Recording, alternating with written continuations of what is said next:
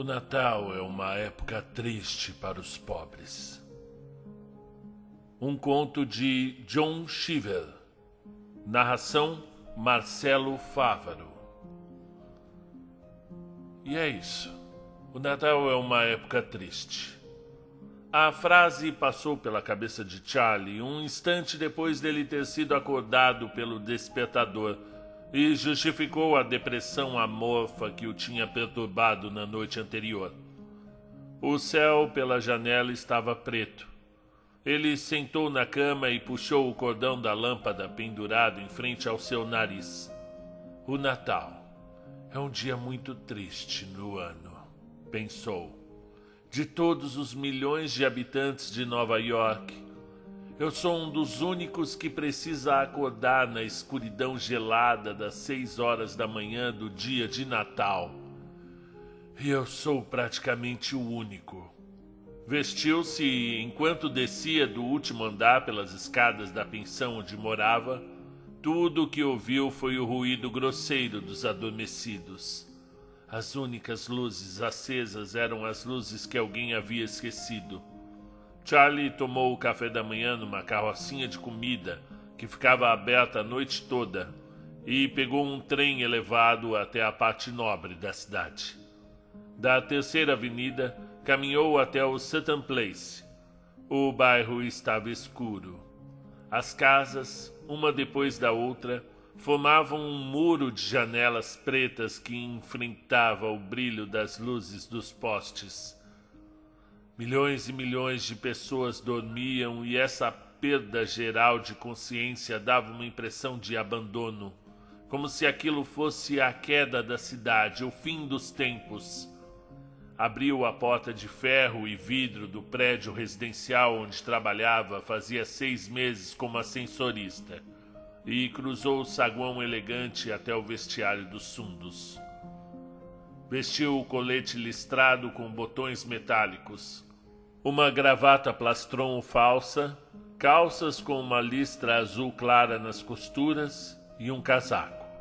O ascensorista noturno estava cochilando na banqueta do elevador. Charlie o acordou. O ascensorista noturno informou abruptamente que o porteiro diurno tinha ficado doente e não compareceria ao trabalho naquele dia. Com o porteiro doente, Charlie não teria pausa para o almoço e muita gente contaria com ele para chamar um táxi.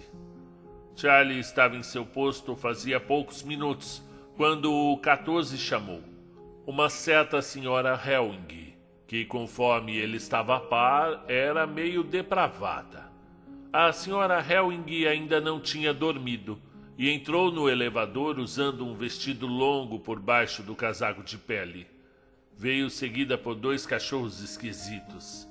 Ele desceu com ela e a viu sair na escuridão para passear com os cachorros na calçada. Ela permaneceu na rua somente alguns minutos. Voltou em seguida e ele a levou novamente até o 14.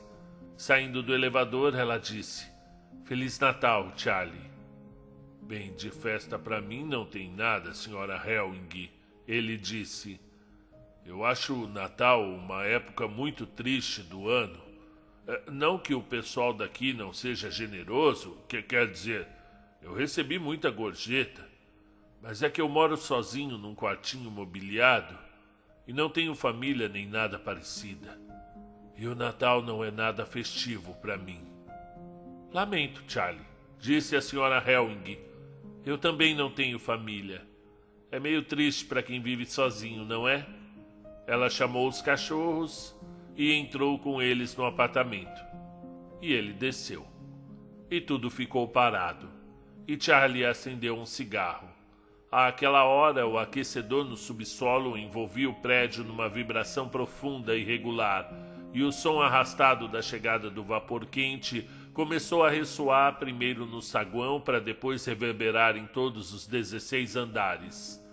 Mas era um despertar mecânico, incapaz de abrandar sua solidão e sua petulância. A escuridão do outro lado das portas de vidro tinha começado a ficar azul, mas a luz azul dava a impressão de não ter uma fonte definida. Brotava em pleno ar. Era uma luz lacrimosa, e ao vê-la tomar conta da rua vazia, ele sentiu vontade de chorar. Um táxi encostou e os Walser desceram, bêbados e vestindo roupas de festa. Ele os levou até a cobertura. Depois dos Walser, ele ficou remoendo as diferenças entre a sua vida num quartinho mobiliado e a vida daquelas pessoas que estavam acima da sua cabeça. Era terrível. O pessoal que ia cedo à igreja começou a chamar o elevador, mas naquela manhã foram apenas 3. Mais alguns foram para a igreja às 8, mas a maior parte do prédio permaneceu inconsciente, embora o cheiro de bacon e de café já começasse a invadir o poço do elevador. Pouco depois das 9, uma babá desceu com uma criança. Tanto a babá como a criança exibiam um bronzeado intenso, e ele sabia que tinham acabado de voltar das Bermudas. Ele nunca havia ido para as Bermudas. Ele, Charlie, era um prisioneiro, confinado 8 horas por dia numa jaula de 2 metros quadrados, que por sua vez estava confinada num poço de 16 andares. De um prédio a outro, fazia 10 anos que ele ganhava vida como assessorista. Estimava que a média de cada viagem era de 200 metros, e quando pensava nos milhares de quilômetros que já tinha viajado, quando pensava que poderia ter guiado o elevador pelas névoas do Caribe e desembarcado num recife de corais nas Bermudas, jogado a culpa pela limitação de seu deslocamento nos passageiros, como se fosse a pressão da vida deles e não a natureza do próprio elevador, a causa do seu confinamento. A natureza. Era como se eles tivessem cortado suas asas. Estava pensando nisso quando os Depou do 9º andar o chamaram. Desejaram-lhe um Feliz Natal. Bem, é muita gentileza lembrarem de mim, disse enquanto os descia. Mas de festa para mim não tem nada. O Natal é uma época triste para quem é pobre. Eu moro sozinho num quartinho mobiliado. Eu não tenho família. E com quem você compartilha a ceia, Charlie? Perguntou a senhora Depou. Eu não faço ceia de Natal, disse Charlie. Eu como só um sanduíche. Oh, Charlie. A senhora Depou era uma mulher corpulenta e de coração impulsivo, e a lamúria de Charlie atingiu em cheio seu ânimo festivo, como se ela tivesse sido surpreendida por um aguaceiro. Eu queria muito poder te convidar para a nossa ceia de Natal, sabe, Charlie? Disse ela. Eu sou de Vermont, sabe? E quando eu era pequena, sabe, sempre tinha um montão de gente na mesa. O carteiro, sabe, e o professor da escola, e quase todo mundo que não tinha família própria, sabe? E eu gostaria de poder te convidar para nossa ceia como a gente fazia naquele tempo, sabe? E eu não vejo motivo para não fazermos isso. Não podemos te convidar para a mesa, sabe? Porque você não pode abandonar o elevador, pode. Mas assim que o Sr. Depou tiver fatiado o ganso, eu vou chamar o elevador e preparar uma bandeja para você, sabe? E gostaria que você subisse, pelo menos para provar um pouco da nossa ceia. A generosidade deles pegou Charlie de surpresa e ele agradeceu. Mas depois ficou pensando que o convite seria esquecido assim que chegassem os amigos e parentes. A velha senhora Gadshill chamou o elevador, e quando ela desejou um Feliz Natal, ele baixou a cabeça. De festa para mim não tem nada, senhora Gadshill. O Natal é uma época triste para quem é pobre. Eu não tenho família, sabe? Eu moro sozinho num quartinho mobiliado. Ah, eu também não tenho família, Charlie, disse a senhora Gadshill. Falava sem traço nenhum de petulância, mas sua boa vontade era forçada. Melhor dizendo, eu não tenho nenhum dos meus filhos comigo hoje. Eu tenho 3 filhos e 7 netos, mas nenhum deles pode dar um jeito de vir ao leste passar o Natal comigo. É claro, eu entendo os problemas deles, mas Eu sei que é complicado viajar com as crianças durante o período de festas, embora eu sempre tenha conseguido quando tinha a idade deles. Mas as pessoas encaram as coisas de outro jeito hoje. E não devemos condenar ninguém por aquilo que não compreendemos. Mas eu sei como você se sente, Charlie. Eu também não tenho família ao meu lado. Eu sou tão solitária quanto você. O discurso da senhora Getchell não o comoveu. Talvez ela fosse solitária, mas tinha um apartamento de 10 cômodos, 3 empregados e grana, e diamantes para tudo quanto era lado. E os bairros pobres estavam cheios de crianças que agradeceriam a chance de receber a comida que o cozinheiro dela botava no lixo. Então ele pensou nas crianças pobres. Sentou numa cadeira do saguão e ficou pensando nelas. O pior sobrava para elas. A partir do outono começava toda a empolgação em torno do Natal e de como esse dia era especial delas. Depois do dia de ação de graças, elas já não podiam ignorar. Era tudo preparado para que não ignorassem.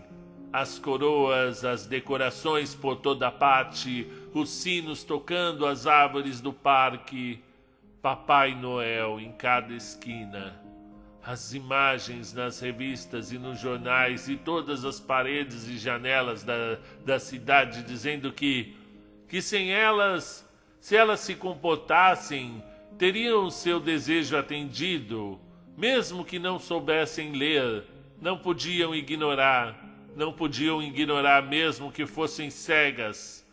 O Natal contaminava o ar e as crianças pobres respiravam.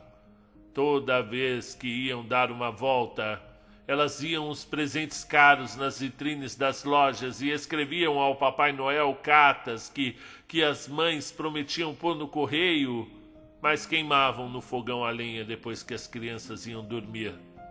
E quando a manhã de Natal chegava, como é de se podia explicar, como é que se podia dizer que o Papai Noel só visitava os ricos, que ele não dava atenção para os bonzinhos? Como encarar uma criança quando tudo que se tem para dar é um balão ou um pirulito? Algumas noites antes, indo a pé para casa, Charlie avistou uma mulher e uma garotinha percorrendo a rua 59. A garotinha estava chorando. Achou que ela estava chorando, teve certeza de que ela estava chorando porque tinha visto aquele monte de coisas nas vitrines das lojas e brinquedos e não conseguia entender por que ela não tinha direito a nada daquilo. A mãe era uma empregada doméstica, ele chutou. Ou talvez fosse uma garçonete. E imaginou as duas retornando para um quarto semelhante ao dele, com paredes esverdeadas e sem aquecimento, na véspera de Natal, para comer uma lata de sopa. E viu a garotinha pendurar a meia esfarrapada antes de dormir e a mãe vasculhar a bolsa à procura de algo para colocar dentro da meia. E esse devaneio foi interrompido por uma chamada do 11º. Ele subiu e o senhor e a senhora Fuller estavam esperando. Quando desejaram um Feliz Natal, ele disse: Bem, de festa para mim não tem nada, senhora Fuller. O Natal é uma época triste para quem é pobre.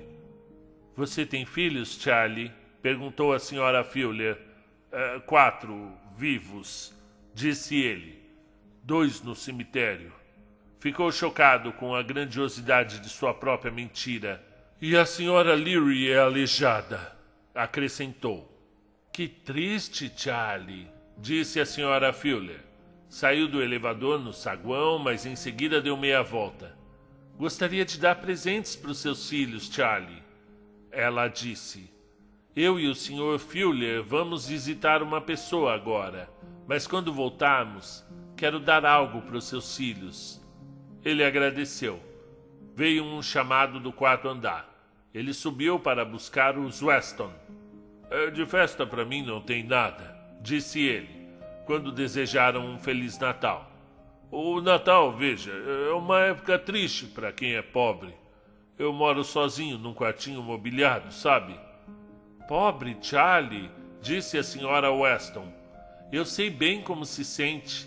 Durante a guerra, quando o Sr. Weston estava longe, eu passei os natais sozinha. Não fazia ceia de Natal, nem montava pinheiro, nem nada.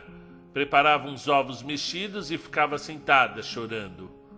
O Sr. Weston já estava no saguão. Chamou a esposa num tom impaciente. Eu sei bem como se sente, Charlie, disse a Sra. Weston. Ao meio-dia, o aroma de bacon e de café no poço do elevador mudara para o de aves e carnes de caça, e o prédio, como uma enorme e complexa granja, foi sendo tomado pelos preparativos de um banquete doméstico. As crianças e suas babás já tinham voltado do parque. Avós e tias chegavam de limusine. A maioria das pessoas que entrava no saguão carregava pacotes de papel colorido e vestia suas melhores roupas e casacos de pele. Charlie continuou se lamentando para a maior parte dos moradores que desejavam Feliz Natal, alternando a história do solteirão abandonado com a do pai pobre ao capricho de suas mudanças de ânimo. Mas esse transbordamento de melancolia e a compaixão que suscitava em nada ajudavam para que ele se sentisse melhor. À 1h30, o nono o chamou, e lá em cima ele encontrou o Sr. Depaul na porta do apartamento, com uma coqueteleira e um copo. Um brindezinho de Natal, Charlie, disse, servindo um drink ao ascensorista. Em seguida apareceu uma empregada com uma bandeja cheia de pratos com tampa, e a Sra. Depaul veio da sala. Feliz Natal, Charlie, ela disse. Pedi ao Sr. Depaul que fatiasse o ganso mais cedo para que você pudesse provar um pouco, sabe? Eu não quis colocar a sobremesa na bandeja porque tive medo que ela derretesse, sabe? Mas a gente chama você de novo quando chegar a hora da sobremesa. E o que é o Natal sem presentes? Disse o Sr. Depaul, trazendo do vestíbulo uma caixa grande e achatada e pondo-o por cima dos pratos com tampa. Graças a vocês, agora este é um Natal de verdade para mim, disse Charlie. Lágrimas brotaram em seus olhos. Obrigado, obrigado. Feliz Natal, Feliz Natal, eles gritaram, enquanto ele levava o jantar e o presente até o elevador. Levou a bandeja e a caixa para o vestiário quando desceu. Na bandeja havia uma sopa, uma espécie de peixe com molho cremoso e uma fatia de ganso. A campainha do elevador soou novamente, mas antes de atender, ele rasgou a caixa do Depaul e viu que continha um roupão. A generosidade e o coquetel começaram a agir sobre o seu cérebro, e ele subiu feliz da vida até o 12º. A empregada da Sra. Gadshill estava diante da porta com uma bandeja, com a Sra. Gadshill em pé logo atrás. Feliz Natal, Charlie, ela disse. Ele agradeceu e as lágrimas voltaram a encher seus olhos. Ao descer, bebeu o copo de xerez da bandeja da Sra. Gadshill. A contribuição da Sra. Gadshill era um grelhado misto. Comeu com os dedos a costeleta de cordeiro. A campainha tocou de novo e ele limpou o rosto com uma toalha de papel e subiu até o 11º. Feliz Natal, Charlie, disse a Sra. Fuller, postada em frente à porta com os braços carregados de pacotes de papel prateado, igualzinha a uma foto de anúncio. E o Sr. Fuller estava ao seu lado com um braço ao redor da esposa, os dois parecendo prestes a chorar. Aqui tem algumas coisinhas que eu gostaria que você levasse para casa e desse de presente para os seus filhos, disse a Sra. Fuller. E aqui tem algo para a Sra. Leary, e aqui algo para você. E se você não se importar de ir levando tudo isso para o elevador, num instante traremos um jantar pronto para você.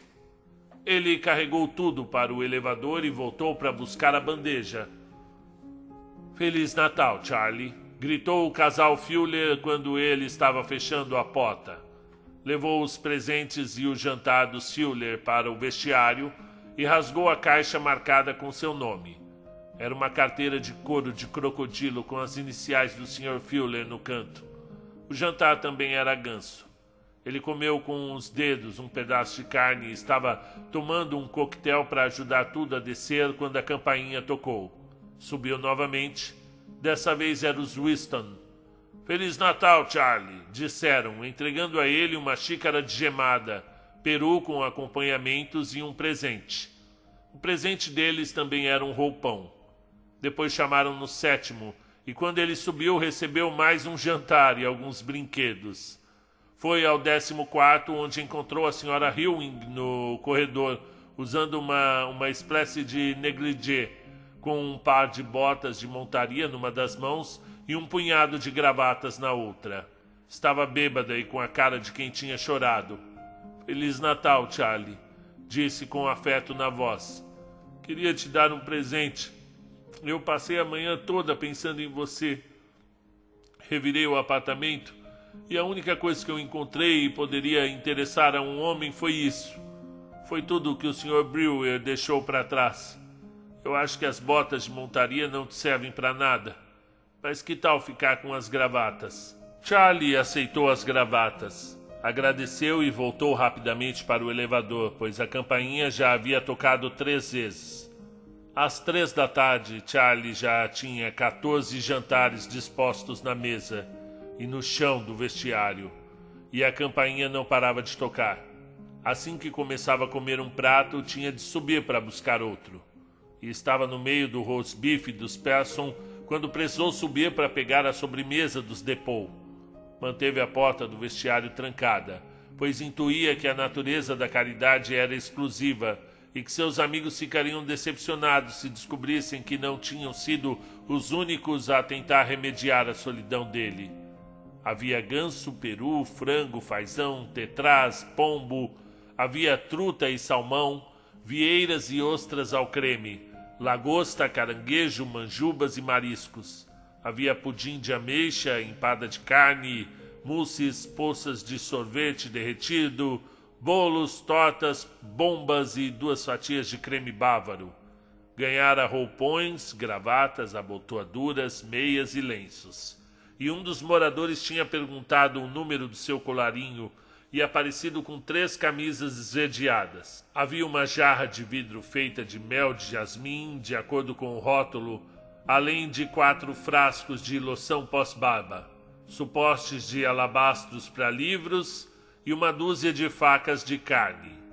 A avalanche caridosa que ele desencadeara já preenchia o vestuário e, por vezes, lhe causara um pouco de hesitação, como se a abertura das comportas do coração feminino pudesse soterrá-lo sob uma pilha de quitutes e roupões. Não tinha feito quase nenhum progresso com a comida, pois todas as porções eram descomunais, como se fosse esperado que a solidão despertasse nele um apetite bárbaro.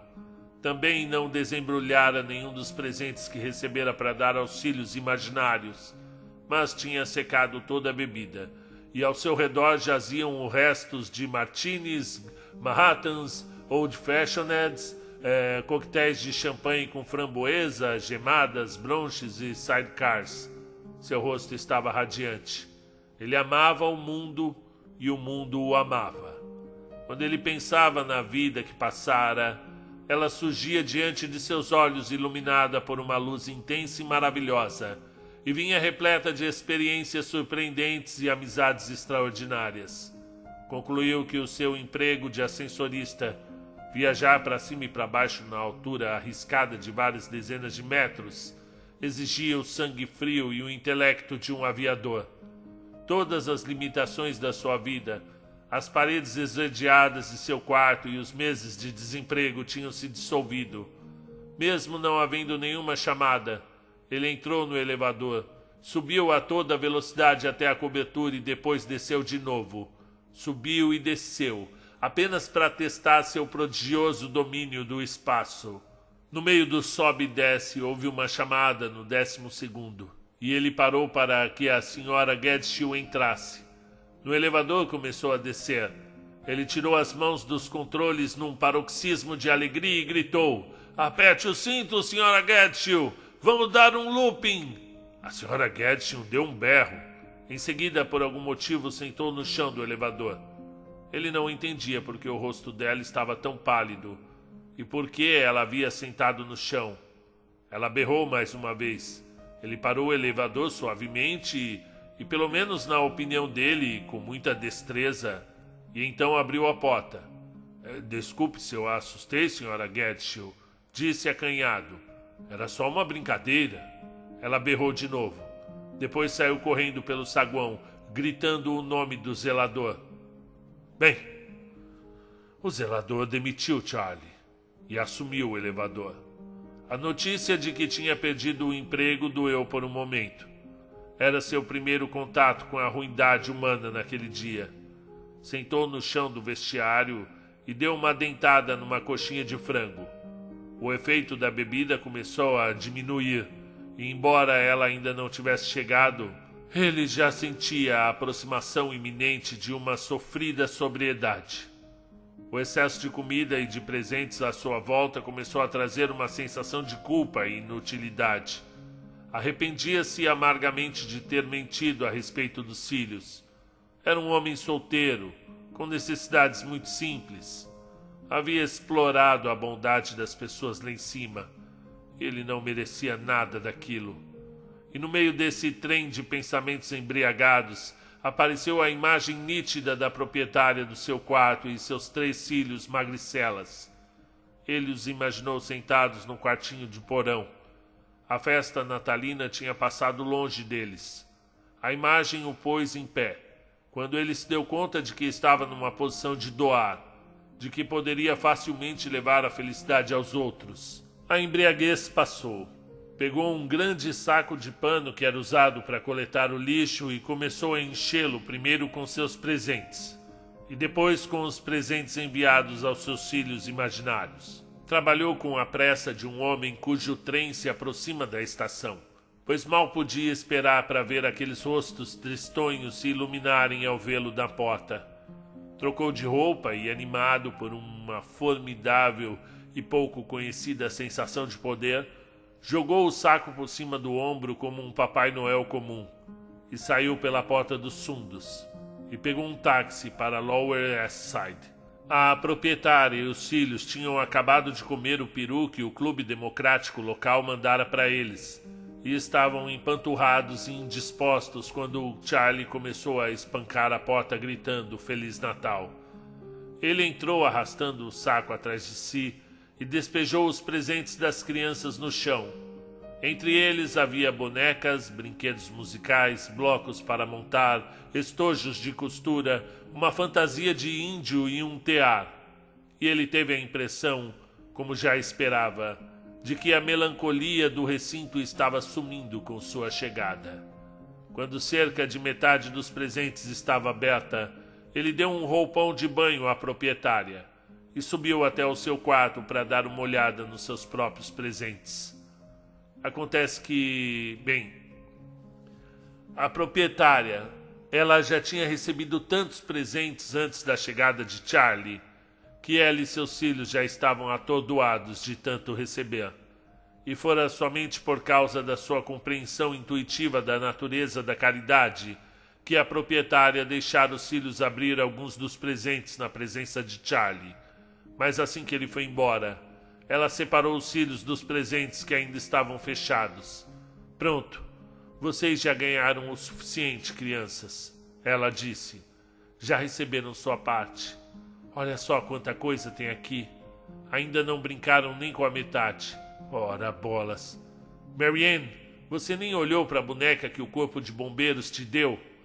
Uma coisa bonita que a gente podia fazer era levar tudo isso que sobrou para aquela gente pobre da rua Hudson. Os Decker, eles não têm nada. Uma luz beatífica recobriu o seu semblante quando ela percebeu que podia doar, levar alegria aos outros, remediar um caso pior que o dela. E assim como a senhora DePaul e a senhora Winston, como o próprio Charlie e como a senhora Decker, que pensaria mais tarde nos Shannon pobrezinhos, que a moveu foi primeiro o amor, depois a caridade e por fim uma sensação de poder. Crianças, me ajudem a recolher todas essas coisas. Vamos, vamos, ela disse, pois já estava escuro E ela sabia que essa generosidade restrita nos une por um único dia. E esse dia já estava chegando ao fim. Ela estava cansada, mas não podia descansar. Não podia descansar. Muito bem. Tradução de Daniel Galera, John Cheeser. O Natal é uma época triste para os pobres. Olha, eu acho que cada um aqui tem uma opinião muito clara sobre a caridade, principalmente na época de Natal.